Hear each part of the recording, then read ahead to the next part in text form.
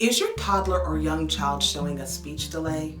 And when I say speech delay, I mean, are they using very few words or no words at all to communicate?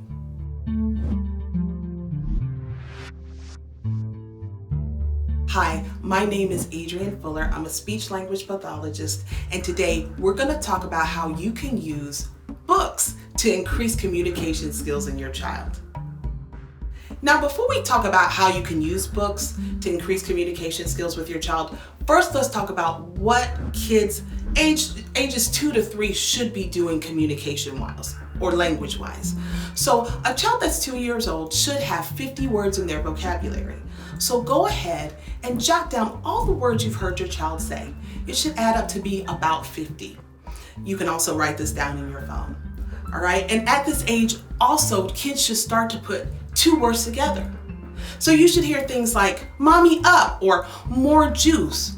So if you're not hearing that, it could mean that there could be a little bit of a delay. And sometimes parents report that they start to get questions from family and friends, or even your pediatrician may have mentioned the word speech delay. So if you hear that, don't freak out. Many times there are things that we can do as parents to increase those skills. Let's talk about those today. Now, books are my favorite way. They really are my favorite way to increase language in kids. So here's what I want you to keep in mind when you're using or reading a book with your child. First, use a book that they like or use a book that you love. All right, they'll feel that love and that energy coming from you. And I personally like to use books with lots of pictures, especially with 2-year-olds or 3-year-olds, and with a little bit of print. I don't like a book to have a lot of print in the beginning. And so you are going to want to be sure that your child can see the pictures. And as you're reading, you're going to want to point out the words as you're reading them. I am bigger than every kid in my class. Another thing you're going to want to do is what I call exaggerated prosody.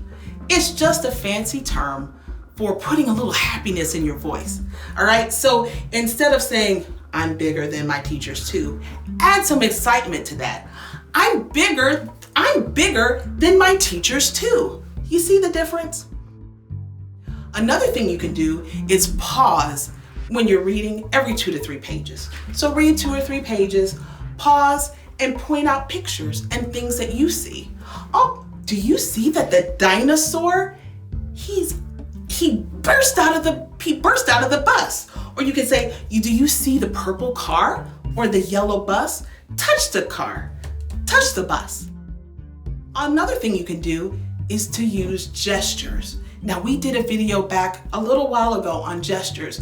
And remember, I say gestures are great foundations of communication. So you go ahead and use those gestures. Oh, hi, that's a gesture. Hi, dinosaur. Pointing, that's another gesture. Look at the book. The last thing you can do is have the child read the book back to you. So after you read it, you'll say, the end. Your turn, read it to me. And then just let them go. Sometimes you'll just babble away and just let them be free. Turn the page and affirm them. So you might hear things like, You'll say, oh, is that right? Is that the dinosaur? You're right, okay. So just affirm them as they're doing that. I'm Danny the duck. Do you know where I nest? In the lake by the brushels. That's where I rest. Where's Danny? Danny. Turn the page. Quack, quack, quack. My feathers are waterproof. Do you know why? They allow me to dive underwater or fly. Quack, quack, quack. Take short bursts of time with your toddler when you're working on these skills. You don't want to make them frustrated or you frustrated. And so I have written a book. It's called 30 Days to Get Your Toddler Talking. It's a 30-day step-by-step program for parents and caregivers up to toddler age.